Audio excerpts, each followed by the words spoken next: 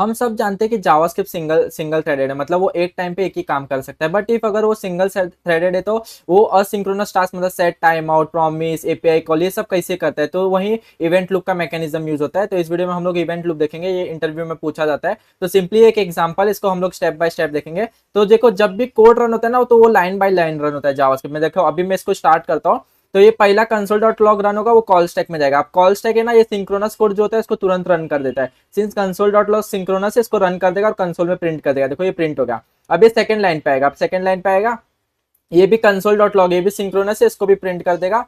अभी आएगा third line पे, अगर देखो ये सिंक टास्क है, ये भी प्रिंट हो गया। अभी आएगा थर्ड लाइन पे। अब थर्ड लाइन क्या है, set time out. Set time out देखो, इवन तो ये 0 सेकंड में रन हो रहा है, तो आप क्या सोचेंगे, कॉल स्टैक में रन होकर तुरंत प्रिंट हो जाना चाहिए, बट ये ऐसा नहीं होता है। भले ये 0 सेकंड में रन होता है, बट ये कॉल स्टैक का काम नहीं है कि ये असिंक्रोनस टास्क को इधर रन करने का, ये सिंक्रोनस टास्क ही रन करेगा। ये क्या करेगा, ये वेब एपीआई को भेज देगा, क्योंकि सेट टाइम आउट ये ब्राउजर का काम है। तो ये ब्राउजर को भेज देगा, बोलेगा इफ तेरा फिनिश हो जाएगा, मेरा जब कॉल स्टैक एम्प्टी हो जाएगा तो मैं तेरे पास फिर आऊंगा। तो सिंपली एक वेब एपीआई को भेज देगा। वेब एपीआई का क्या होगा, 0 सेकंड है, तो ये जो कॉल बैक फंक्शन है ना, वो मैक्रो टास्क क्यू में दे देगा। जब उसका जीरो डिले हो जाए, जब टाइम हो जाएगा, तो मैक्रो टास्क क्यू में कॉल बैक भेज देगा।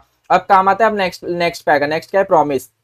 अब ये प्रॉमिस भी देखो स्पेशल टाइप का हमारा वो है, मतलब ये भी असिंक्रोनस है, मतलब ये कुछ वो नहीं है, मतलब सिंक्रोनस नहीं जो इधर रन होगा। तो ये भी भले इंस्टेंट रन हो रहा है, बट ये भेज देगा माइक्रो टास्क क्यू। कोई भी अगर प्रॉमिस और असिंक का वेट है ना, वो माइक्रो टास्क क्यू में जाता है, क्योंकि ये स्पेशल टाइप का एपीआई से। तो इसको इसमें डाल देगा, बाद में आएगा वो जो नेक्स्ट जो भी लाइन है उसको रन करेगा। अब ये कंसोल डॉट लॉग देखो, इसमें ये भी सिंक्रोनस है, तो इसको रन कर देगा। अब आता है इवेंट लूप का मैकेनिज्म। इवेंट लूप क्या क्या करता है पता है, जब कॉल स्टैक एम्प्टी हो जाता है ना, वो चेक करता है। सबसे पहले उसका प्रायोरिटी होता है, वो सबसे पहले माइक्रो टास्क क्यू को चेक करेगा कि इसमें कोई मतलब टास्क है कि नहीं। सिंस इसमें प्रॉमिस का टास्क है, तो ये सिंपली इवेंट लूप क्या करेगा, इसको उठा के कॉल स्टैक में डाल देगा कि इसको अब रन करो। अब ये प्रॉमिस को वो रन करेगा, सिंपली ये प्रॉमिस को कॉल स्टैक रन करेगा, जो उसका आउटपुट है वो प्रिंट कर देगा।